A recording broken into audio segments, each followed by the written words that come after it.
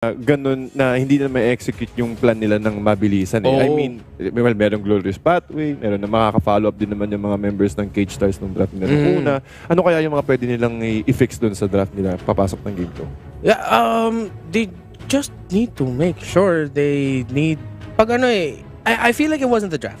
Okay, yung draft nila, as sinabi mo, it was good, it was a clear plan. It became a problem of executing it in-game. Ilang beses lumaban sila dun sa mid lane. 3 beses dun sa ilalim ng Torre. Nakaka-set up sila. Glorious Pathway, ultimate ni Pharsa. Tapos maglalaban kasi isip nila Blacklist mag-aasim, magpupunta sa Torre. Pero Blacklist, pumasok nga sila ng Torre, nagja-juggle naman sila. Yung Estes na si Venus, na iwasan yung mga damage ng Feathered Airstrike, so nakakapag-heal. Kaya nakakataka si Yaji ilang beses yung mga flickers niya. So, Cage Stars, dapat hindi sila masyadong excited sa mga setups na ganun. Yung pinakamagandang setup nila is yung dun sa Lord Fight. Nung si Tekashi, sakto yung Glorious Pathway. Si Prime, ang layo niya. So, saktong-sakto yung Feathered Airstrike niya tumatama doon sa backline, sa backline ng Blacklist International. So, whatever they decide to draft, I feel like it'll be okay. Cage Stars, habang tumatagal yung M3, pinapakita nila na nag-i-improve sila. Sinabi nga ng launch natin kanina, nag-a-adapt sila, papakita sila ng bago. But then, paano mo itatranslate yun in-game? Paano mo gagamitin yun in-game? Malinis ba yung execution nyo? Cage Stars just didn't have the best at times during the last game. Nag-agree din ako kasi I think that's Rockhart or Womi na sinabi kanina sa ating launch na yung hero prioritization ng Blacklist International is really on point. Well, okay din naman sa side ng Cage Stars. Napansin natin si Prime, talagang tinatarget niya si Oheb na muntik pa nga siya mamatay gamit yung Feathered Airstrike kanina sa may middle lane. But I think, I agree sa sinabi mo, Renbar, parang okay yung draft. It's all about execution at maganda rin naman kasi yung mga counterplay ng Blacklist International. At pag-usapan natin ngayon, mukhang napapauho ka dito, Renmar. I like that last Estes ban. Di ata, in-expect ng Cage Stars mangyayari yun. Tinanggal nila yung Estes. So they go for the Matilda first. This opens up the Pharsa para sa Blacklist International. But then Cage Stars, the next 2 picks, they might be able to take Yuzong. Cage Stars, ganun sila Pag mayroong Pharsa sa kalaban at mayroong pang hero na pwede counterin yung Pharsa, kukunin kagad nila yun para kay Tekashi. Kaya yun din kaagad yung pinik dito ng Cage Stars with the Matilda. Pero open yung Pakito. Open din yung Rafaela. Open Rafaela. Daming bukas dito. Beatrix na ban ng Cage Stars. Pero ganun pa rin talaga Kahit ano pang ikot natin ng mundo, lalabas at lalabas pa rin talaga yung Blacklist International. But they will go for the Clint. 48.5 win rate. At na-secure ka agad yung revolver. Yung revolver. Oheb. At Pharsa. Pharsa, yun. Ni Haji ang second pick dito ng Blacklist International. Parang maganda yung prepare. So Cage Stars, wala na silang poke. So gagawin nila yung counter ng pang-poke, which is for dive. Doon sila, may magpipick pa sila ng isang hero na makakasabay ng Matilda o magaling mag-flank at taas yung damage output. Baka sila naman ang kumuha ng Pakito para kay Tekashi. I won't be surprised if at one point, Cage Stars, baka maglabas sila ng isang mga dating paborito nila gamitin, which is the Baxia, but hinihintay ata pa nila yung matchup dun sa XP lane. Pag natin tanggalin yung possibility na yung Matilda baka mapunta sa kamay ni Prime, pero based on what we've seen before, that is going to be going into the hands of Mikey. Pero Cage Stars, nag-Aldous. Tingin ko tingin ko steal to para sa Cage Stars. Kasi nakita natin yung first 2 picks ng Blacklist International, nag-prepare kagad sila ng mid lane and gold lane. And most of the time, Blacklist hinihintay nila na makita muna yung core bago sila mag-core heroes dito. But I believe that this is really a jungle Aldous plus X-Lane or rather gold lane na Esmeralda. Pwede pa nila palitan yan. Hihintayin pa ng Cage Stars kung ano yung magiging picks dito ng Blacklist. Pwede nila i-swap yan Pwede si Luis pwede sila mag-gold lane Aldous or jungle Aldous. So Blacklist, of course, take the Rafaela, safe pick. And Cage Stars, yung first 3 picks, kitang-kita mo talaga para sa Aldous tong game na to. Oo. Parang parang protect the king, yung dating for protect one. Kasi kinuha nila yung Esmeralda eh. Yung Esmeralda, pinakamalaking counter dyan sa Aldous at saka sa Matilda in terms of, nakaw lang ng shields. Yeah, pati ang dami rin ng shields pati sa side ng Cage Stars dito. I'm talking about the Aldous passive, yung Guiding Wind and the Frost Starfall dance, yung shield absorb ng Cage Stars. So anong magiging sagot dito ng Blacklist International? They're able to secure the Rafaela though, na nakikita naman natin na isa pa sa mga comfort support heroes ni Oh My Venus. Marami rin silang disable at stun with the Curse Crow and the ultimate of Rafaela. Pero tinanggal nila yung Lancelot dito ni King. Ayaw lang makita na meron pang isa pa. Or tama kayo. Parang pwede si Aldo sa gold lane eh. Yeah. In a way, Blacklist International, mukhang yung tinatanggal nila yung mga paboritong hero ni King. Hindi ako masusurpresa kung tatanggalin din nila yung Ling eh. Tinanggal nila yun. That's a sign for Cage Stars na fino-force tayo gamitin ang Aldous sa jungle. Kasi kung tanggalin mo yung mga heroes dyan ni King, well, he'll be forced to play the Aldous. But Cage Stars, ang good band din na tinanggal nila yung Karina. Won't be surprised if yung magiging last band ng Cage Stars will be the YSS para tanggalin lang talaga nila yung yung options dito ni Wise. Pero pag tanggalin mo yun, meron pa naman tayong Bane ni Wise. Bane. Well, Baron's been removed already. Pero ang dami rin talagang mga hero pa ngayon ni Wise. I'm talking about Nathan as well na hindi pa napipick ngayon, na ilang beses na rin natin nakikita. Last ban para sa side ng Blacklist International, core hero at mid laner ang naiiwang roles para sa Cage Stars at tinanggal nila ang Kagura. Sa mga comfort pick din to ni Prime. Eve, Farsa or Kagura yung usually pinipili niya. Blacklist pwede rin sila naisip ko na to. Meron pa silang isang pwedeng gamitin. Balmond. Pwede pa din mag-Balmond si Wise. Since ang bilis din naman ng healing nila, parang hindi makakatakas ka agad kapag umikot si Balmond. Okay, sa Balmond o Bane. Balmond talaga. Para sa Blacklist. Hard focus talaga tong Cage Stars kay Wise. So, tinanggal Karina, YSS, Haji, tinanggalan. One of the best. So, nakita nila yung best hero screen kanina dun sa sa pre-match. Nakita nila, okay, ito yung magiging bans natin, guys. Yung mga bans natin, iikot lang sa mga heroes dito, lima. Tanggalin natin yung lahat. Yung Barat, yung Bea, yung Eve, Karina.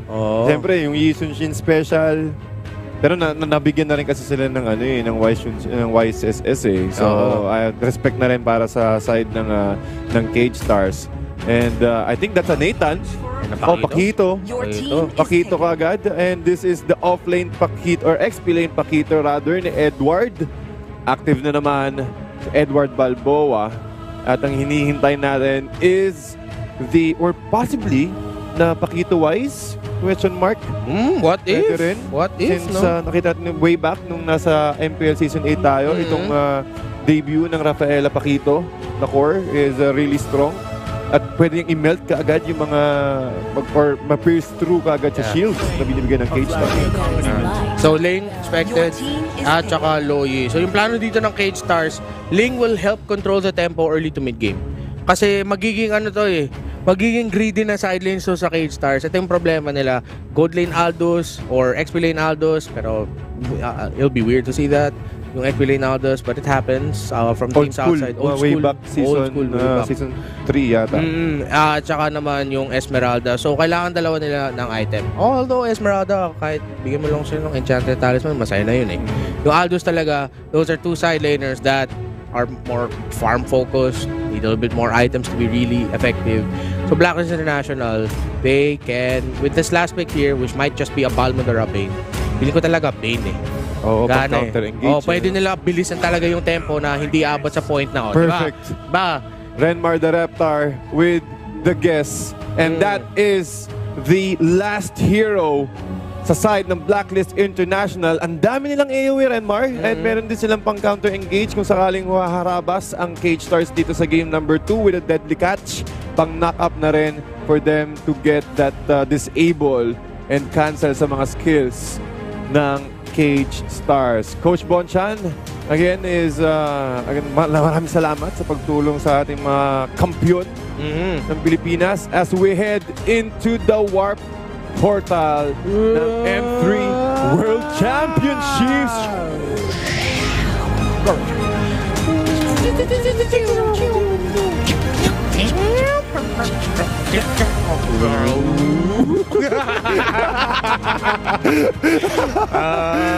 my goodness! Eto na, pasok na tayo sa Land of Dawn! Game number 2, Blacklist International versus Cage Stars. Brazil versus Philippines. Feeling ko, makakakuha tayo ng mensahe sa boss natin mamaya. Ano ba yan? Hindi namin kayo binabayaran para maging sound effect machine. Parang stream deck. Alright. Blacklist International, syempre, in-expect pa rin natin sila na manalo. Going for the love set. And Cage Stars naman, again, almost the same composition sa ating laning stages. 1-2-1-1 ang setup, but again, still aggressive. Blacklist International. Mirror start to. Ganito rin nag-umpisa yung unang laro eh. Yung unang game eh. Yung Cage Stars yung nakakuha ng Lito Wonder, tapos makakuha yung Blacklist. Uy, Mikey, ingat ka dyan, boy. Unang dugo para sa Blacklist International. Okay. At mukhang nakakabuelo ka agad ng gusto ang Blacklist. Tignan mo kasi, yung Loyi, gamit niya yung skin na yung effects niya nagiging tubig. Si Wise, si Bane yan eh, marunong yan mag-swimming. Tapos naglalabas din siya ng pating. So parang binibigyan mo ng lugar kung saan pwede lumangoy yung pating ni Wise. Parang pati lugi eh. So, kumbaga sa lore, yung hawak lang ni Louie, jellyfish eh. Ikay Wise, pangapating eh. Mga pating eh. Pangapating eh. Pati guys, ganyan yung mga next, ibang level na analysis. Hindi ko sinasabi high level analysis. Ibang level lang si Luis ito yung pating. Tignan mo. Nabigyan kasi ng tubig ni Prime kanina, yung mga pating ni Wise. Nahilamusan ng mga pating ni Wise. And Wise getting a really good start here with 2-0-0 KDA. At mukhang pupunterya kagad sila sa may top lane. Bilis ng pang break to ng Torres. Ito yung masakit sa lineup na may Esmeralda at Aldo sa side lane. Hindi maganda yung umpisa. Medyo delikado yung mid lane. Pero nakuha ni nakakaw ni King yung hindi naman ninakaw, pero siya naman ang kumuha ng turtle. Pero okay, Blacklist, hindi nila kinuha yung turtle kasi alam talaga nila, kailangan nila i-pressure yung Aldous. Hindi mo, pwede pabayaan nyo na mag-farm. Maganda yung yung matchup niya dyan sa gold lane, na maganda yung wave state niya. So, Blacklist, okay, unang turtle. Pero at least nape-pressure yung Aldous. Ngayon, mas matagal talaga mag-farm. Yes, and I agree. Sinabi na rin, Marv, kasi once na nakakuha ka agad ng stock siya at hindi mo na-control, magiging problema yan pag mababa tayo ng mid-game to late game. Pati nakikita rin naman natin yung mga ibang teams na binibigay na talaga yung turtle sa kalaban para ma-shutdown ka agad yung gold at makuha yung energy plating. Kasi pag mayroong energy plating yan, may damage reduction yan sa incoming output ng Blacklist International. But Luis, Chase Fate, napagamit ang ulti para makatakas, Uy, muntik din yung deadly catch doon. But Luis, lumilipad si Luis. Lumilipad eh. Kinain pa ng pating. So lumilipad yung pating ni Wise. Lumilipad yung pating ni Wise. Oh my God. Nerf this Bane. Haji for the third kill ng Blacklist International. At dito na rin si Edward trying to remove the energy plating. Nagkaroon ng jump sa backlines Tekashi, trying to catch out Haji, pero meron siyang wings by wings. Saan pupunta? Binigyan lang ng 1-2 punch ni Edward para lang makaramdam dito si Tekashi. Si Tekashi. Bumalik ka na lang sa castle mo, Tekashi. Si Tekashi Castle. Sa Tekashi's Castle. Sa Tekashi's Castle. Medyo bumaba sa tumalon siya galing sa taas eh. Pero feathered airstrike, just to clear out the creep wave. Since mo ang iikot, yata ulit ang Blacklist International sa isang lane, which is, I think, the top lane. Yeah. And Blacklist International, or Cage Stars, gusto nila bagalan yung tempo ng laro. Na para sa kanila, farm at objectives. Yung main thing dito sa early game. Pero yun nga, yung problema nila Blacklist, ang bilis ng tempo nila. May Rafaela, may Bane, nanda-dive. Center of play, nilagyan ng deadly catch. Nakuha pa rin ni Wise ang turtle. And also, the life of Aldous. Luis is down for the count. 0-4 na pa rin ang ating score. Pero okay naman yung timing ng deadly catch knock-up. At pati yung retribution.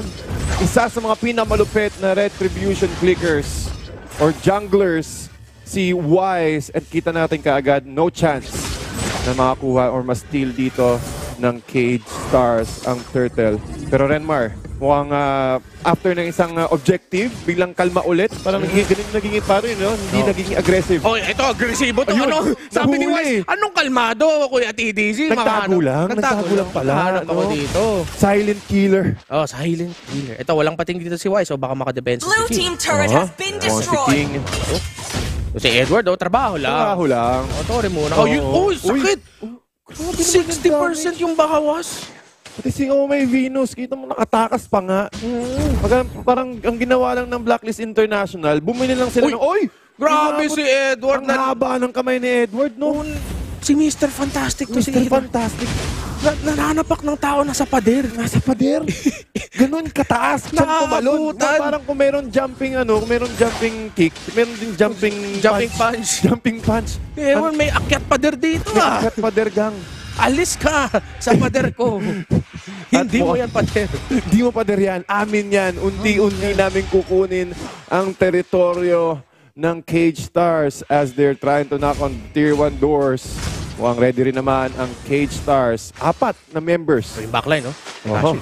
Rikashi, mukhang napump niya yung kanyang Falling Star Moon. He will get it along with the Deadly Catch. Disengage ka agad para sa Blue Cage team Stars. turret has been At destroyed. nakuha ni King Nakuha ni King. yung purple box. Si Edward, saktong pwesto. Uy, Edward. Feeling ko makahanap ka ng take-off eh. Turret has been At destroyed. nakuha ni King Nakuha ni King. yung purple box. Si Edward, saktong pwesto. Uy, Edward. Feeling ko makahanap ka ng take-off eh. Hindi O mo si set Prime. up to. Mukhang Si set Prime up to. nakatulong. O si Edward. Sabi dito ni Edward. Parang ahas. Edward to Blacklist. Nasa backline na ako. Ready for my mission. Ready for my mission. Maghihintay lang ng call ninyo. Okay. Okay, sabi ni Haji, sige bawasan ko muna. If ever the airstrike ka muna. Chip. Pag umatras. Chip, nandito na po ako, Chip. Okay. Okay, umalis na. Okay. Copy. Abort mission. Abort mission. Doon tayo sa may objective. Mas maganda ba?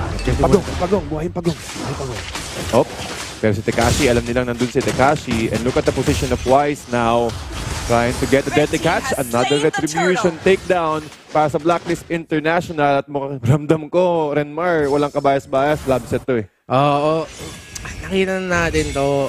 Again, with the order of the draft going, parang nakikita mo na talaga yung storya ng laro. Hindi pa nag-uumpisa, nakikita mo na. King, respect, one of the best link players in Latin America. Yeah. One of his comfort picks. Grabe yan mag-link. Grabe yan mag-Hayabusa. Pero dahil sa match-up na kalaban niya, having to go up against a lineup na merong Paquito, Bane, at saka Farsa, kailangan ang bilis talaga ng daliri mo para, number 1, makaretry ng objective. Number 2, para makatakas lang. Ang hirap niyan. Si Tekashi, ang ganda din ng initiation ng Cage Stars. Tekashi, nakakahanap sila ng backline pick-off, nakakastan. But the damage, the poke of Blacklist International, the healing, the sustain, the movement speed, it's all there. Yep, nasa Blacklist lahat. AOE, disable, and I agree, Renmar, nakikita natin dito na talagang kinakapitalize ng Blacklist International yung advantage na to its fullest. At mukhang nakapwesto din kaagad si Haji going for the pick-off. naman, no? Uy, Shutdown. Uy, si Haji sa likod. Okay. Nakataka si Luis. Nakakatakas. At isipin mo, Kuya TDC, lead 0-3-0 yung umpisa ng Aldous ng Cage Stars. Sobrang walang stocks to.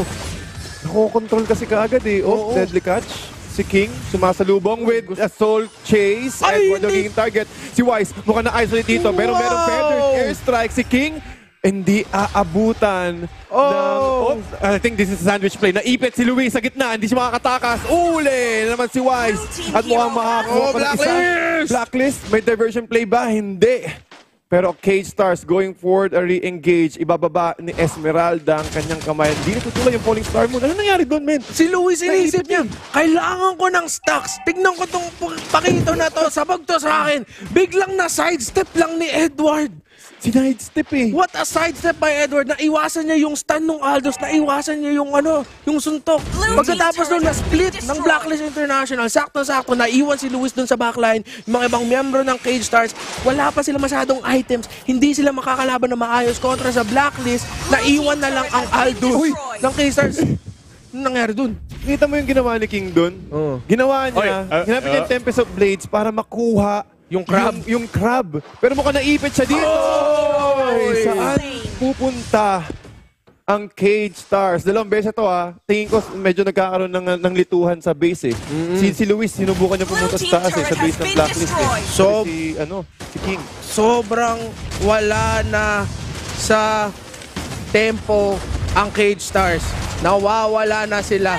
Kung nasa mall ang Cage Stars, pini-PA na sila ng nanay nila. Cage Stars, please come to the reception. Where are you? Where are you? Your supporters are looking for Cage Stars. Again, Cage Stars, your supporters are looking for you. Oo. Please go to the reception area. Pero yung Cage Stars kasi, sinusubukan talaga nila. Pero dahil na-pressure lang talaga ng Blacklist, Blacklist did everything right. It's not the fault of K-Stars. It's not at their fault. Well, maybe si Lewis dapat hindi na niya hinabol si Edward doon eh. Medyo na na yun. Feeling ko tilted na yun eh. Gutom na talaga makastacks. Pati ang hirap din kasi ng sitwasyon nila as the Lord is now pushing onto the middle lane. Tekashi trying to get that yung mga minions, pero ang hirap din kasi nakapwesto na rin kaagad yung Blacklist International. Tekashi, mukhang mabiburst siya agad. Nice vacuum. Grabe, Blacklist. Baka 10-0, 11-0 to kay Stars. Lab set to. Sabi ko sa'yo rin, Mar, lab set to eh. Wala pang deaths ang Blacklist International. Op! At mukhang 11 minutes pa lang to at mukhang nakakapasok na sila sa loob. Feathered airstrike pang zone ng members. Dito mo si Edward talaga sinasalubong lahat ng members ng K-Stars. Napakasakit. Kuya Edward as another tier 3 turret will be taken down. Ubos lahat ng tore at isa na lang ang tinatarget ng Blacklist International. Wow! Blacklist domination! Na-vacuum pero wala lang, kiniliti lang. Kiniliti lang. Yung members ng Blacklist International, Feathered airstrike, napakagandang prepare. At isang 3 waves rather ang papasok sa bawat sulok. Walang damage din sa Tore yung K-Stars. Yung Tore ng Blacklist mapupunta sa Game 3. Pwede pang next game. Pwede pa pang next game. I-reinstall lang ulit yung shield yun. Okay, setup na ulit. Setup na ulit. Ganon kadominante ang Blacklist International ng Pilipinas, ladies and gentlemen, as we have 12K net worth lead. Oh my. Isa sa pinakamataas na net worth sa buong M3. Dead Tekashi, ginamit na Tekashi trying to get his damage. The damage will be down. And monster kill pa nga kay Wise. Let's go! Tatlo sa wala. Ang nakuha dito ng Blacklist International. Focus agad sa goal. Wow! Lab set 11-0. And 2-0 para sa Blacklist. Si Edward parang gusto pa niya. The game's not finished. It's not over yet. Job's not finished.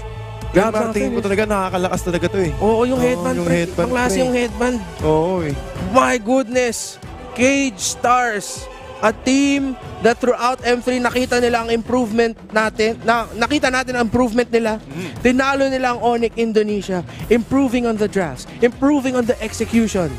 But so far, hindi pa sapat kontra sa ating Blacklist International. Masasabi ko lang, Kuya TDC, this is moral breaking. Yeah. Nakakasira to talaga ng moral. 0 deaths. No damage to towers. Shielding lang na damage nila. Total control by Blacklist. Nakuha ng K-Stars yung unang turtle, pagkatapos nun, wala na. Wala na. My goodness. Parang ano pa nga eh, parang pinasarap pa nga eh. Pinasarap. Binigay talaga, hindi na kinontest ng Blacklist.